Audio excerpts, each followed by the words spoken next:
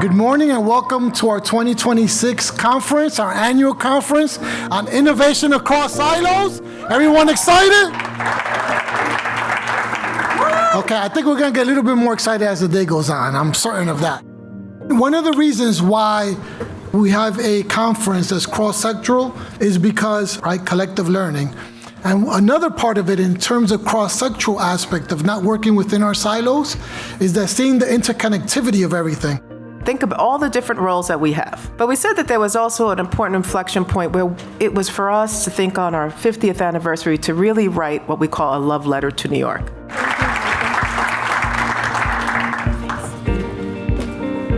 It seems so obvious that it's almost pointless to say we're all enriched by the tremendous diversity and shared humanity. But apparently we're in a time and place where we have to say the obvious loudly and clearly. People that I've known in the past who have been the inspiration and in many cases the reasons that I've been able to do what I do. And that's because of people who have come to this country from all points across the globe. We wouldn't be able to build restaurants, we wouldn't be able to grow food, we wouldn't be able to have staff in restaurants. It's so multi-layered.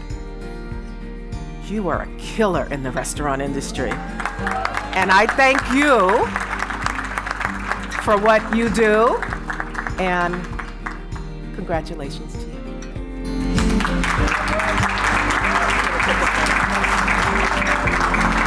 To migrate is as natural as breathing for human beings. I'm going to repeat that.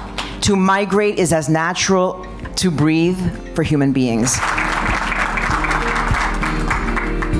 We saw around 40,000 asylum seekers in our Saturday jornadas in the Lower East Side. We partner with a public school, FCNY, and 99.5%, all they want is to work. We are the city that welcomes immigrants. What was different about the busing crisis is the fact that now we had people in volume. Statistically speaking, economically speaking, immigrants, right, for every $1 in benefits they receive, they give back $1.40 in taxes.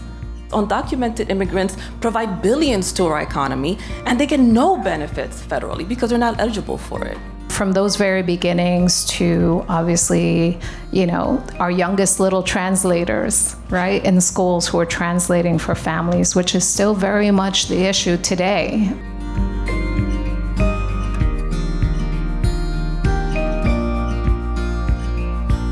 Most of us have no idea how to weigh in. We need to up our game. So we are now delivering this AI for Nonprofit sprint.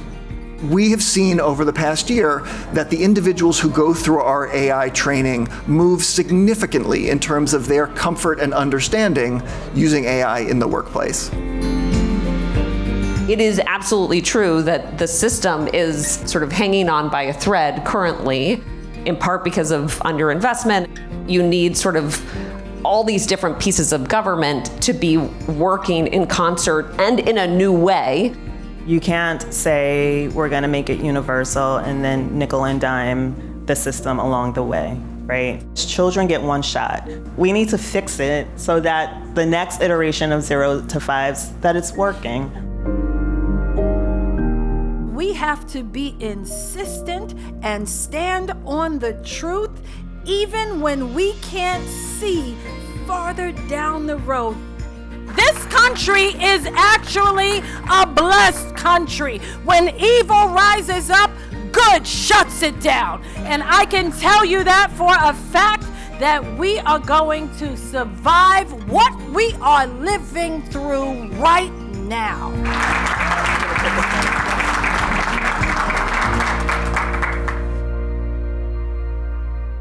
Part of the community that they need are space makers who protect them from the blowback that truth tellers get. Art is essential. It's not a luxury. It's part of the essential infrastructure of our communities and our democracy. It's essential documentation of where we've been. It's a place where we imagine where we can go. because the study of African art, but all art, let me not exclude, is about truth-telling. This conversation really is, I think, an incredible capstone to our time today. The 2026 FCNY Innovation Across Silos honoree, New York City champion is Merble Regan.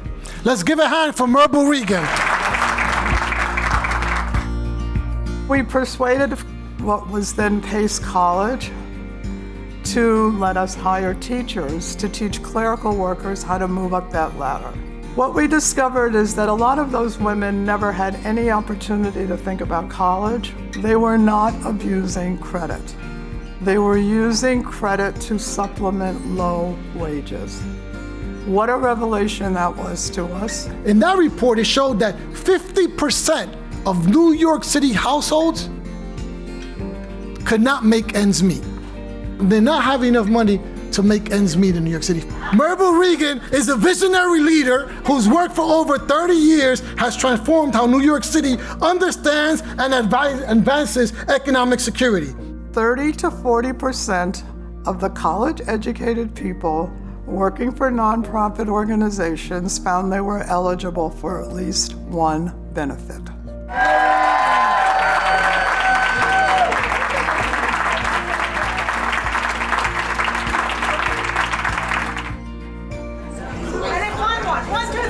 For all of you that are here, I hope you felt nourished today. May we continue to learn.